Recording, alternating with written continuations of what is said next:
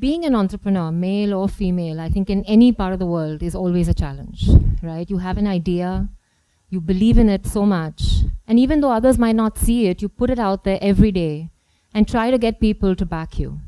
You push, and you risk everything. You risk self-respect, you risk your reputation, you risk money, you risk your time, and most importantly, you risk your heart and soul.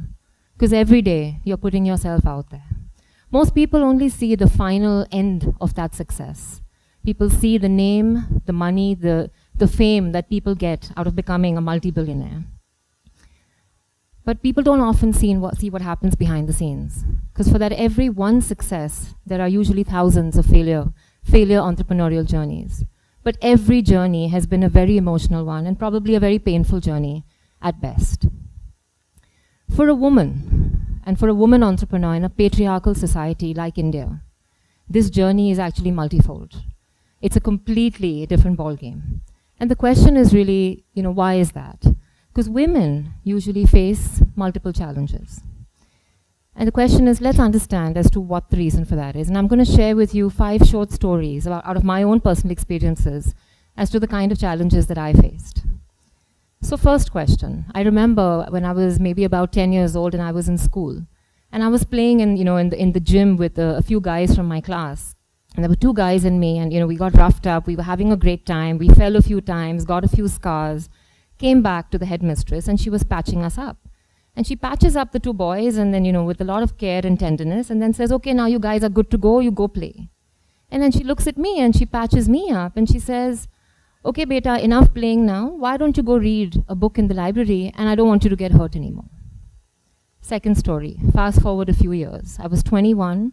I had just come back from the US after my education, and I decided to start building my business. And everywhere I went, I was very proud of what I was doing. I was trying to revolutionize pathology. I was trying to build a chain of path labs that didn't exist in India, which was standardized, branded, stood for global quality, global practices. And every time I would meet my male friends, or I would meet uncles and aunts, and I would try to tell them about what I was doing, very proudly, they'd say, that's okay, all that's fine, but tell us something. You're so pretty, why do you want to work? Why don't you find yourself a nice guy who's going to come and take care of you? Fast forward, a few years later. I remember I had worked really hard, and I'd worked on one acquisition. And when I say acquisition, this was an existing pathology laboratory.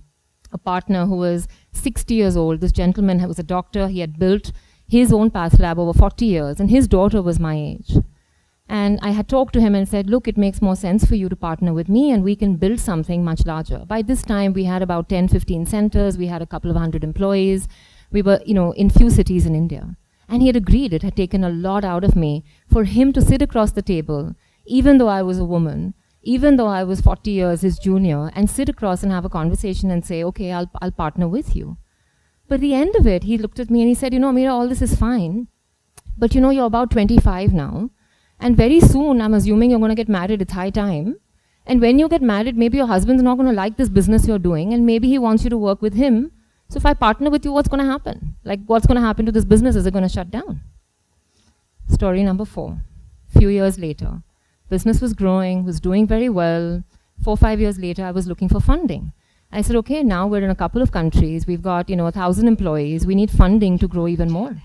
And I was talking to the premier private equity guys in India and global funds. And they believed in me. They believed in my story. They thought, you guys are doing great. India, great growth potential, lots that can be done. At the end of it, they come to me and say, fantastic, we want to invest. But tell me something, in a couple of years when you have babies, how are you going to run this business? I'm assuming you're going to quit. And then what? And the last story. This was actually quite recent. So, I've done a few partnerships in few international locations. And one of my partners, and I won't mention the location, is a 70-year-old man who I was sitting and having dinner with. And, these are leaders of large conglomerates in different countries. I'm sitting and having dinner with at about 10 o'clock at night, and we're planning as to, how we're going to grow this business. And he tells me at the end of dinner, he very, very kindly offered to give me all kinds of assistance at 3 o'clock in the morning in my bedroom. And the other partner, who I was stuck with in a joint venture and was having a tug of war with, and I was finally on the better end of the negotiation stick, and I was in a better situation, got so annoyed at being outsmarted by a woman that finally took everything in his power to say, I'm going to block you in this JV. The question we've got to ask is there a pattern? And are there things which is a common thread between all these different stories? And why does this really happen? So women entrepreneurs in India specifically are faced with two challenges. One is a conditioned lack of self-belief. Literally, you're trained from a very early age to think that you're not really capable to do much in life. And the best case situation for you is to find a great husband, get married, have children, and you're done for. And if that happens for you, you're lucky. And the second is an ecosystem that actually promotes the lack of self-belief. And this is unfortunately unintentional, but it's very systematic. So I figured out there were three things happening. So from the time you're a young girl and you're growing up, love equals to protection in the family. Oh, I love you so much, I want to take care of you. This is what your father will tell you at pretty every stage of your life. Everybody will tell you, but we want you to be fine. Your brother will come to take care of you. We want you to be protected. We don't want you to get hurt. We don't want you to take any risk. Tomorrow, how can you go alone anywhere? What if something happens to you? So this constant protection, this constant no availing of risk, constant no uncertainty, puts women in a position where you're actually never taking decisions. You're actually never learning how to deal with risk and uncertainty. And you're always in a place in life where somebody's taking care of you. The second question, and the famous one which always comes, is how will you manage? And this question is, how can you travel on your own? Or what will happen if tomorrow there are men who are trying to make a pass at you when you're at work? Or how will you, deal with employees? Or how will you sign an agreement? And the subtone of all this, how will you manage, is you can't manage. It's again and again told to you that, it's not going to be possible for you, so don't even try. There's no point. And the third, what you realize over time is in India, women are always the object of beauty. Unfortunately, not an object of intelligence. Where you're always a woman who's pretty or a woman who's attractive, almost feels, even if she is not from a very great family in terms of wealth or in terms of income, she knows she's going to be taken care of because the likelihood is she's going to find a husband who wants to be with her because she's pretty and therefore she's set for life, right?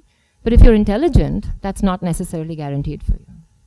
So when you take these different patterns in India and you question, how do you really then deal with the situation?